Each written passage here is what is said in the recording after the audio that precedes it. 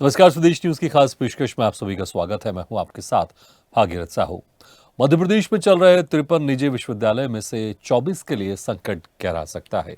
University grants commission यानी UGC ने हाल ही में प्रदेश की निजी यूनिवर्सिटी की जांच के आदेश दिए हैं। इनमें 2F और 12B प्रमाण पत्रों की स्थिति को लेकर गंभीर सवाल खड़े हो रहे हैं।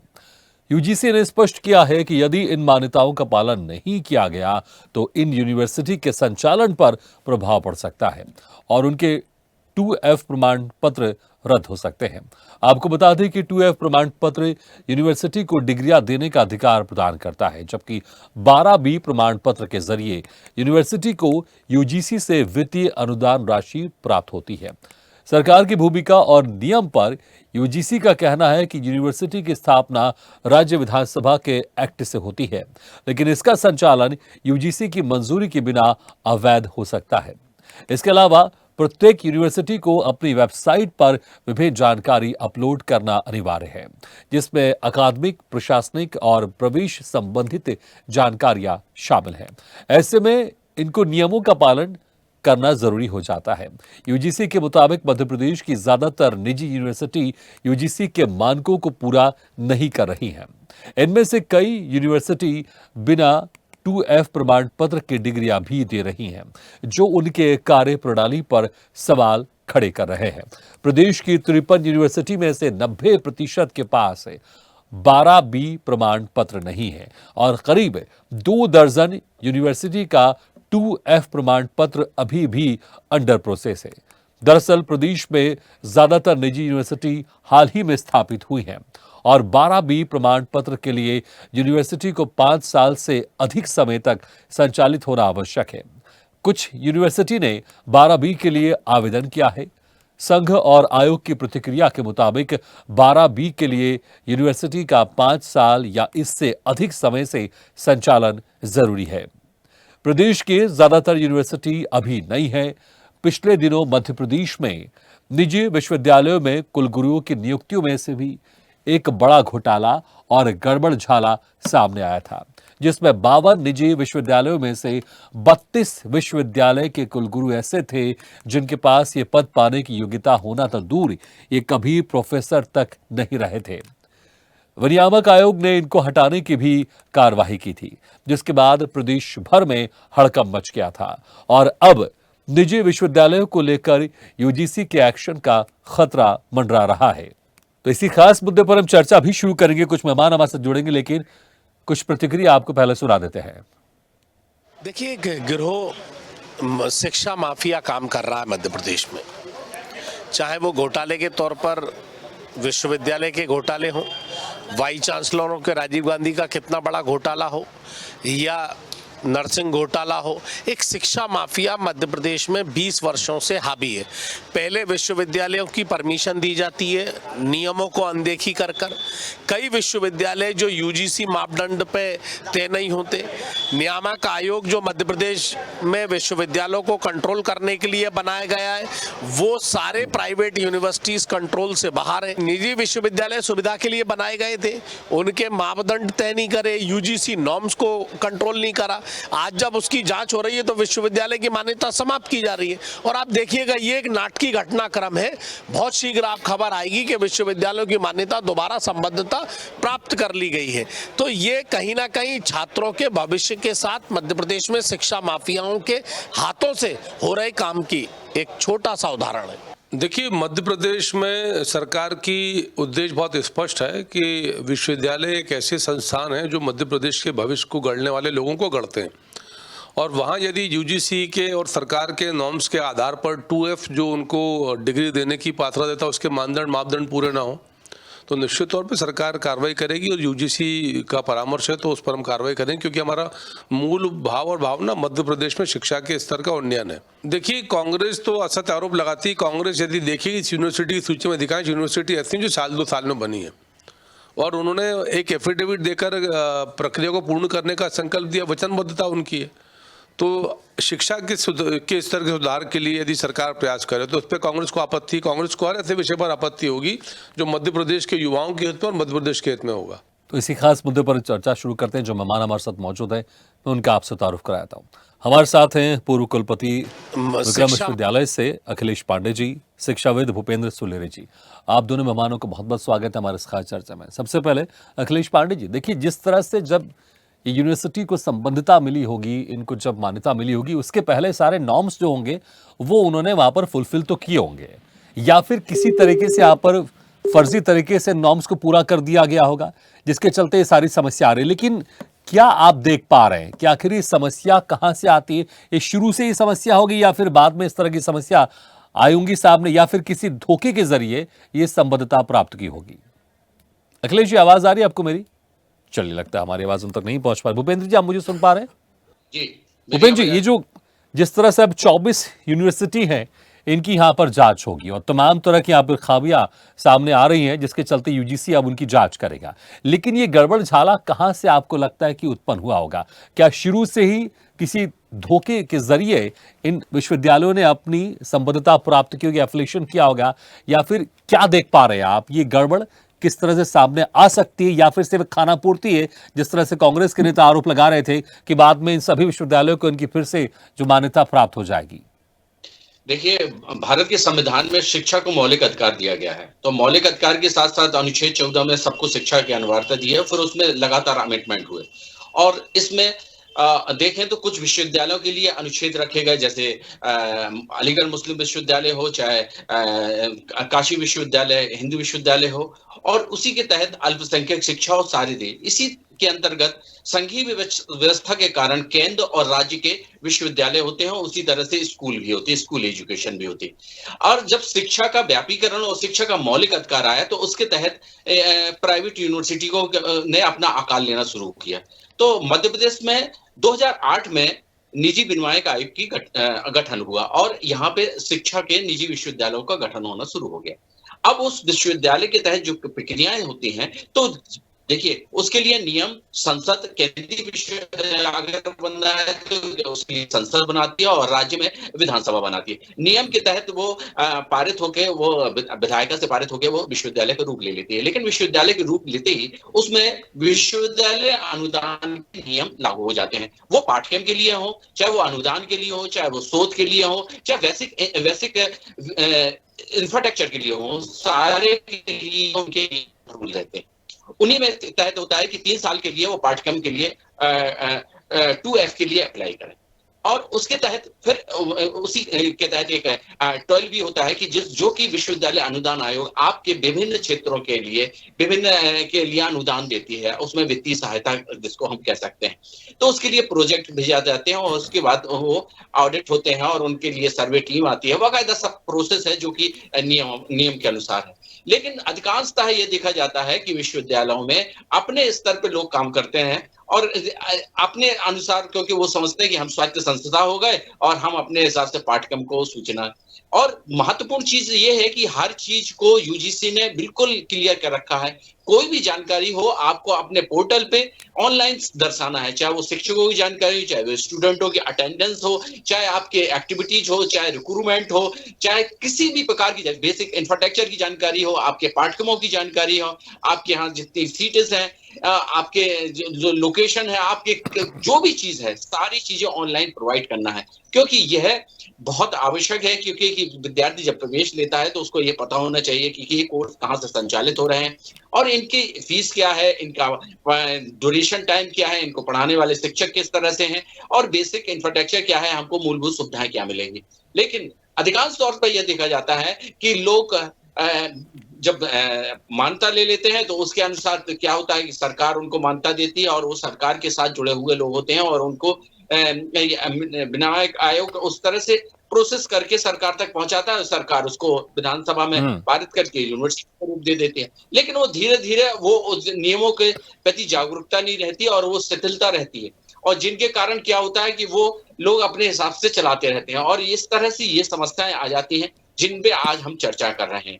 ये चर्चाएं अधिकांश रहती है कि कभी जैसे बीएड पाठ्यक्रम के लिए एआईसीटी की मान्यता नहीं लेते हैं, इसी तरह से ये 12B और 2F की है जो पाठ्यक्रम और अनुदान के लिए है, इनके लिए क्राइटेरिया है, समय अवधि है, ऑनलाइन इनका सबमिशन सब कुछ है, इनकी टीम आती है, फिर उसके बाद बेसिक इंफ्रास्ट्रक्चर देखते हैं, उसको फिलअप करते हैं, फिर उसके अनुसार विश्वविद्यालय अनुदान आयोग के पास इनकी मान्यता दी जाती है।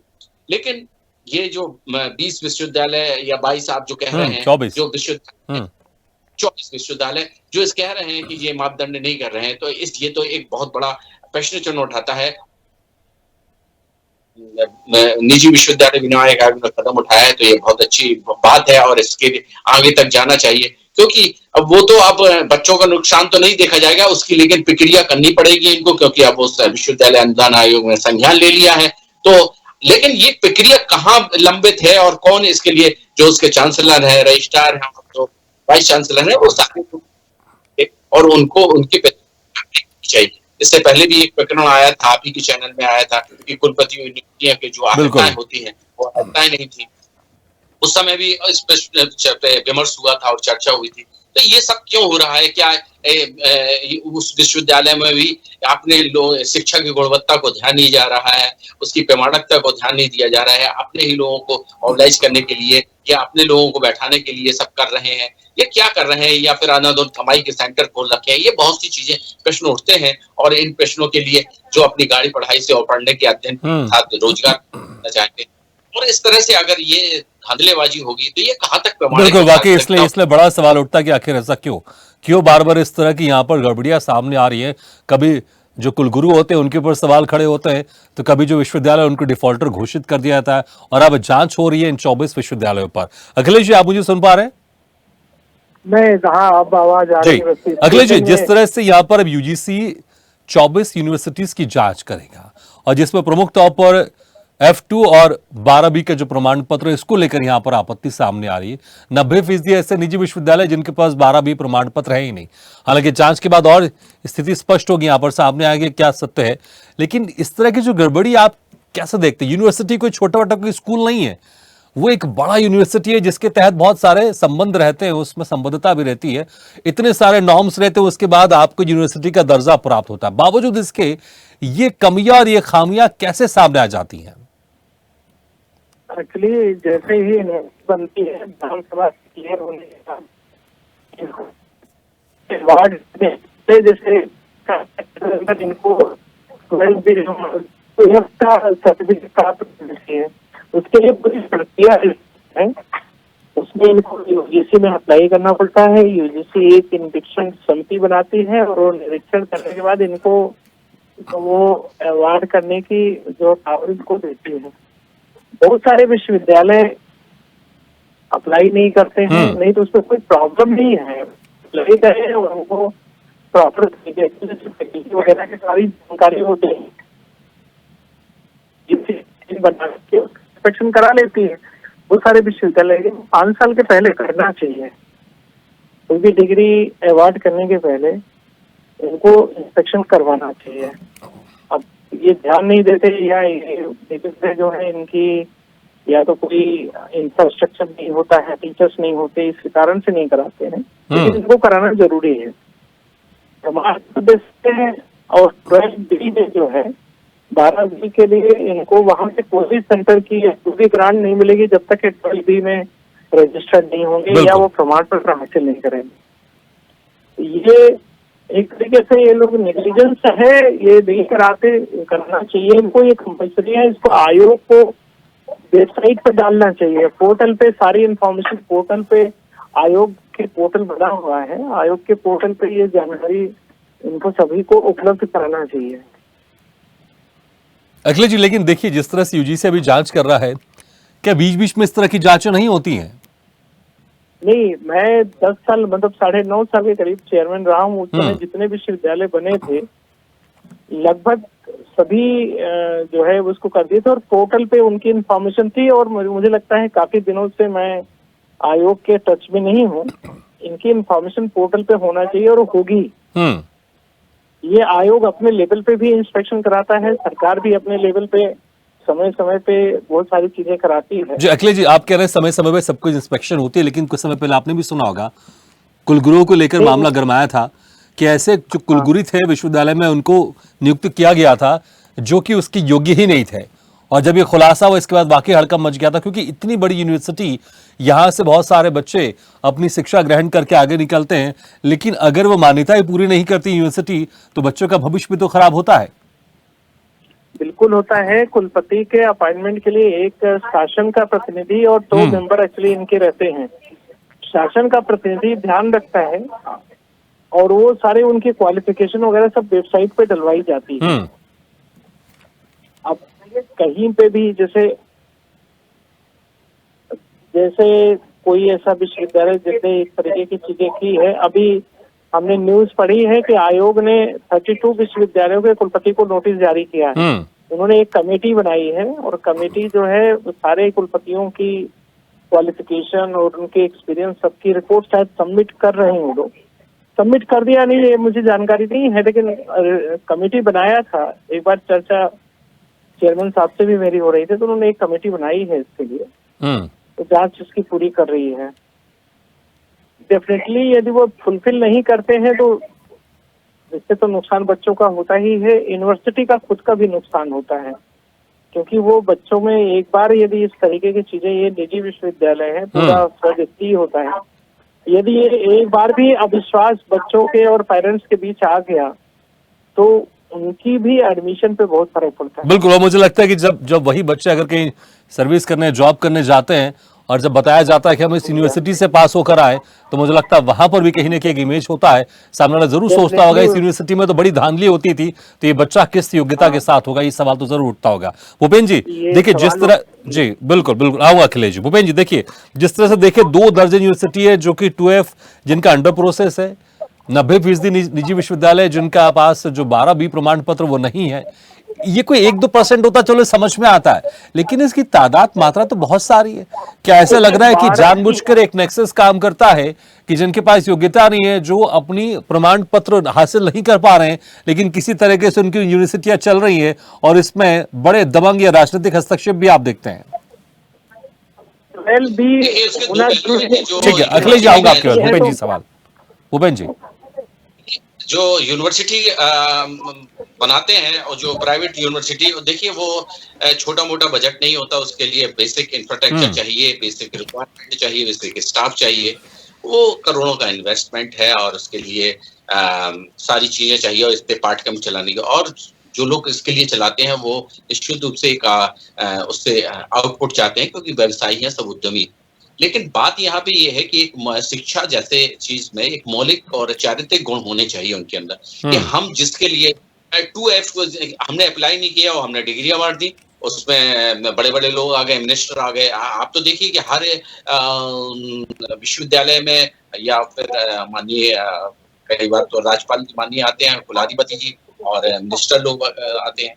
तो ये जो लोग आते हैं और इस तरह से जब इस तरह से मामले खुलते हैं, तो ये सब चीजें थोड़ा सा मैन पावर लेके सब चीजों को बाकायदा सर्च होनी चाहिए, इनकी जांच होनी चाहिए। और इस तरह से अगर इस तरह से चीजें खुलती हैं, तो हमारा तो ये मानना है कि हर साल इसका प्रतिवर्ष इसका रिन्यूएशन देखा जाए, या इन्होंने अप्लाई किया कि नहीं किया। अब इतनी सारी डिग्रियां बढ़ गई, अब आज उनके लिए एलिजिबल नहीं है, तो वो उसके लिए अब यूजीसी को कुछ तो रास्ता निकलेगा, वो ठीक है, बच्चों का है, लेकिन ये हो क्यों रहा है, प्रश्न ये है। और किनकी इनकी जिम्मेदारियां हैं वो तय होनी चाहिए।